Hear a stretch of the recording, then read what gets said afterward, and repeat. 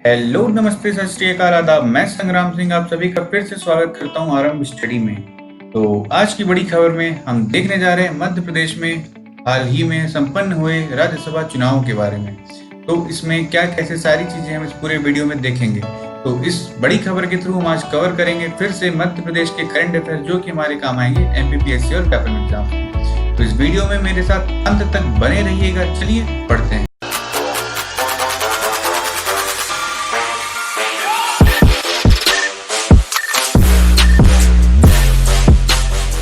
पा रहे होंगे, ये हैं हमारे राज्यसभा में चुने हुए सांसद।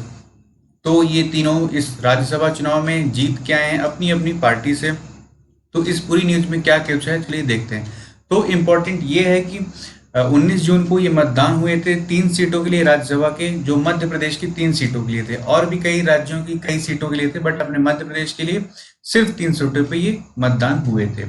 तो इसमें 2 सीट भाजपा को मिली है, और भाजपा से कौन कौन, ज्योतिरादित्य सिंधिया और सुमेर सिंह सोलंकी जी जीत के आए हैं। तो अपने लिए इंपॉर्टेंट है सुमेर सिंह सोलंकी, क्योंकि ये इनफेमस नाम है और ये पेपर में पूछ सकता है। तो ज्योतिरादित्य सिंधिया सभी बता लेंगे, बट सुमेर सिंह सोलंकी नहीं बता पाएंगे। और कांग्रेस भी 1 सीट जीती है। तो कांग्रेस के कौन जीते हैं, दिग्विजय सिंह जी।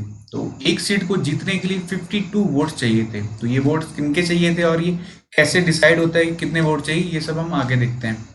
तो इसमें टोटल कितने पार्ट लिए थे विधायकों ने, 206 एमएलए लिए थे। तो करंट में 230 सीटें हैं एमपी विधानसभा में, बट टोटल एमएलए कितने हैं, 206। तो बाकी क्या क्या इस्तीफे दे दिए और कुछ 1-2 की डेथ हो गई है, उस वजह से 206 एमएलए ही इसमें पूरा पार्टिसिपेट कर पाए। अब सीटें कितनी थी, 3, और एमएलए कितने थे, 206। तो मिनिमम एक सीट जीतने के लिए 52 विधायक चाहिए ही चाहिए थे। तो इसलिए अब कांग्रेस की इफेक्टिव मेजॉरिटी हम देख लेते हैं। कांग्रेस के पास इफेक्टिव स्ट्रेंथ 92 है, भाजपा के पास 107 है, और निर्दलीय बाकी सब ये अदर्स में है।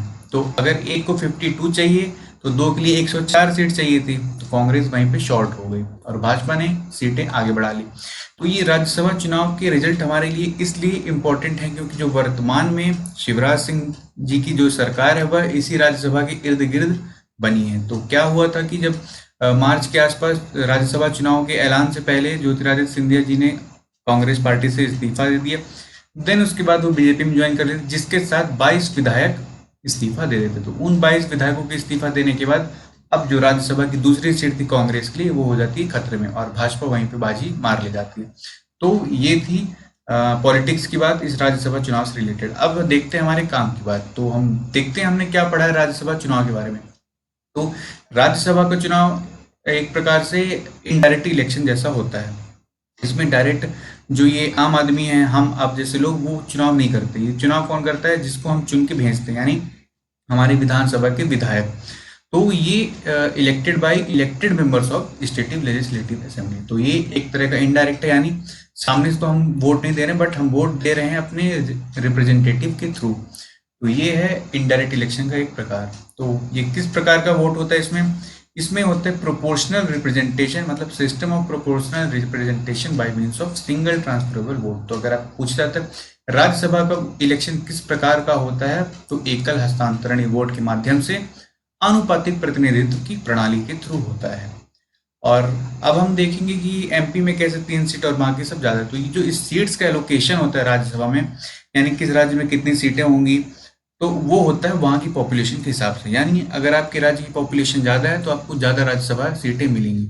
ये बिल्कुल उसी तरह हो गया कि एक प्रकार से हम इस नेगेटिव चीज़ को बढ़ावा दे रहे हैं इसके थ्रू, बट कर भी क्या सकते हैं कि अब ज़्यादा पॉपुलेशन के लिए ज़्यादा रिप्रेजेंटेशन चाहिए, एक इशू ये हो गया। और उसी के साथ साथ अगर हम जनसंख्या बढ़ाने के लिए इसको एक प्रकार से इनडायरेक्टली मोटिवेट करना कह सकते हैं कि जिसकी जनसंख्या ज़्यादा उसको एक प्रकार से बेनिफिट जैसा मिल रहा है कि आपको ज़्यादा राज्यसभा सीटें मिलेंगी। तो ये काफ़ी एक इशू रहता है साउथ इंडियन और नॉर्थ इंडियन स्टेट्स के बीच में, कि हमारी जो रेट है, बर्थ रेट, वो तो कम है साउथ स्टेट्स में, इसलिए हमें राज्यसभा सीटें कम मिलेंगी अगर कभी जाके बढ़ती हैं या घटती हैं सीटें। तो फिलहाल ये इशू है। तो जो सीटों का बंटवारा होता है वो राज्यसभा में जनसंख्या के आधार पर राज्यों को सीटें आवंटित की जाती। तो ये सब बंटवारा वाली चीजें कहाँ हैं, ये हैं चौथी अनुसूची में जो शेड्यूल है पूरी 10-12।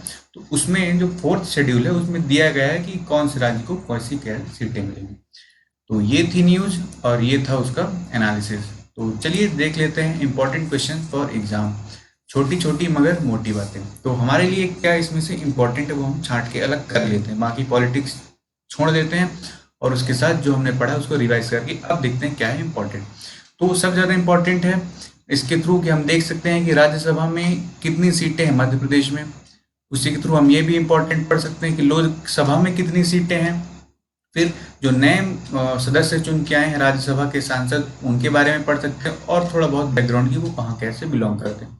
और इसके साथ साथ ये आरक्षित सीटों का मुद्दा हमेशा पूछा जाता है कि SC/ST कितनी आरक्षित है लोकसभा इसमें। तो ये थे हमारे लिए इंपॉर्टेंट क्वेश्चन जिससे हम इसके कर सकते हैं। तो ये PSC में भी आ सकता है और इसके साथ साथ व्यापम एग्जाम्स में इससे रिलेटेड आ सकते हैं।